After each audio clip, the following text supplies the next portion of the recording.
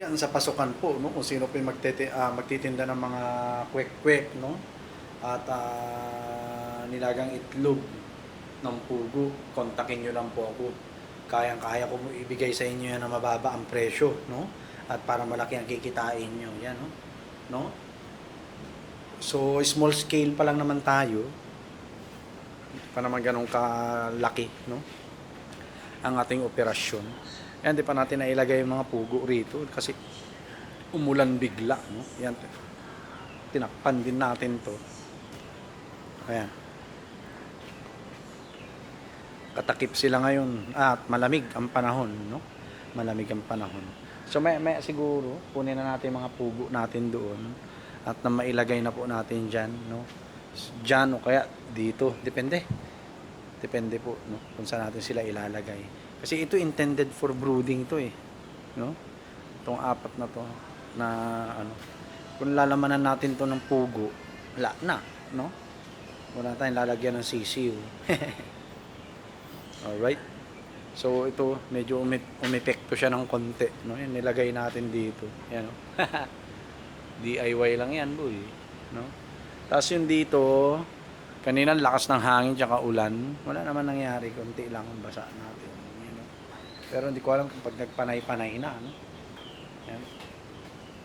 So tuyo pa rin naman dito, no? Yan lang medyo umano lang diyan. Tuyo pa rin. Ito yung gusto ko na bahay, no?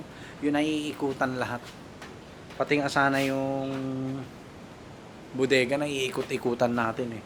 Para at least pag tag-ulan, no? Marami tayong iikutan, no? Ayan, no? Dito yung mga pugo natin. Tapos pugo pa dyan. Pugo din doon, no? Ayan, no? Iikutan natin. Tuyong-tuyo tayo. Dahil ang laking tulong nito, itong bubong natin. No? Ayan. Kung di ako nagkakamali, ito yung mga huling loan ko eh. Nung napasagad na naman tayo. At kinaganda lang po, meron na tayong source of income, no? So ito oh, pag ito nabenta natin to, bukas, 560 pesos din yan, no? Yung 7 tab, no? So malaking tulong po talaga sa atin, no? Malaking tulong sa atin. Kanina nagcha-charge ako ng ano ito laptop natin. Natakot lang ako, no? Kasi nga baka sumabog, no? Pag kumidlat. So yan, pwede na nating i-resume yung pagcha-charge natin. Yeah. Right? Yan na, no? So yun po, no? Kontakin nyo lang ako sa mga gustong magtinda ng tokneneng kwek-kwek, nilagang itlog ng pugo. At kayang-kaya ko po kayong suportahan, no? Pero next week kasi magi-start na yung operation nung kausap ko na sa atin nakukuha talaga ng itlog ng pugo, no? So ano siya, street foods, no? So sa atin na po kukuha. So maibibigay natin na mababa ang presyo, no? Para at least may kitain din, no? May kikitain din sila.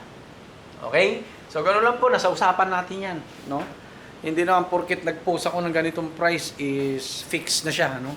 Pwede niyo akong kausapin lalo kapag maramihan ang kuha. Kaya pwede, no? So laking tulong po sa akin nitong quail farming business po natin sa totoo lang. Ano, hindi tayo nagkamali na top priority natin siya kasi unang-una pa lang alam ko na eh, no? So sa lettuce, quail farming at saka game fowl farming po, talagang dito po tayo kikita araw-araw, no? Kayang-kaya natin kumita araw-araw. So yun, magpapalit lang ng damit mamaya, kunin na natin yung mga breeders natin doon. Maganda nga sana kung 25, 25, 25, 25. Pero ayan, may pasisiw naman tayo kasi, no? Ayan. Ayan sila, no? So ang sarap ng init dito, uy. Talaga hindi sila lalamigin, no? Hindi sila lalamigin. Ayan, no? Yung mga dark colored po, yun yung mga lalaki. Light colored, mga babae, no? So bago pa tayo pumalpak doon sa pag-incubate natin, mabuti na lang nakapagpapisa pa tayo, no? Kitang-kita po, no? Kitang-kita yung lalaki at babae. may ayos natin yung ratio ng lalaki sa babae, no? So, plan ko nga pong gawing breeding pen to eh. Ito po. Plano kong gawing breeding pen yan, no? At magpagawa na lang tayo siguro ng brooder natin, no, na kahit na simpleng brooder lang, no? At actually kaya naman natin gawin, gumawa eh. Yung ganito po na brooder. Kayang-kaya po natin gumawa, no? Siguro gagawa na lang ako ng brooder, no? Na ano, para sa ano natin. Ito gawin natin breeding pen, pwede ring growing pen, pwede ring brooder, lahat po 'yan, no? Basta't kapag tumanda na sila, diyan na sila sa growing pen, no? Growing pen 1, 2, 3 and 4, no? Para at least okay sila. Ito, no? Ready to use na 'to. Sisiw na lang ang hinihintay natin, mga RTL natin, no? Ito patatabunan pa natin 'to. Ayan. Ito ang ready na po. Ready to gamit na 'to, no? Ayan. Ayan. So kinonvert lang natin 'to dating kulungan ng mga manok na heritage. Sa totoo lang po pwede pa sa rabbit 'yan, no? So naka-design po 'yan sa multiple livestock. Okay? So yan siguro pwede na tayong manguha ng pugo doon pero hindi na natin i-video, no?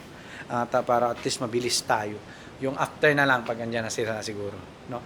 Tapos ito pinatay po muna natin. Ayan. I-reset natin lahat. I-reset ko po lahat, no? I-reset ko. Ang mahalaga may punta muna natin yung mga pugo natin dito, no? Para at least makita natin yung mga lalaki babae, no? At para at least maganda yung fertility ng ating mga itlog, no? Siguro ang gagawin ko 10, 10, no? Tapos sana dun 10 pa, no? Na 8 babae, 2 lalaki. Ganon gagawin natin, no? Ganon po ang gagawin natin. Pero for the meantime, lalagay po muna natin silang lahat dyan.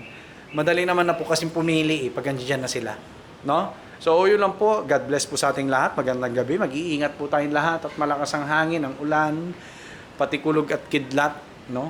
Mag-iingat po tayo. Alright? So yun lang po. God bless po sa ating lahat. Peace.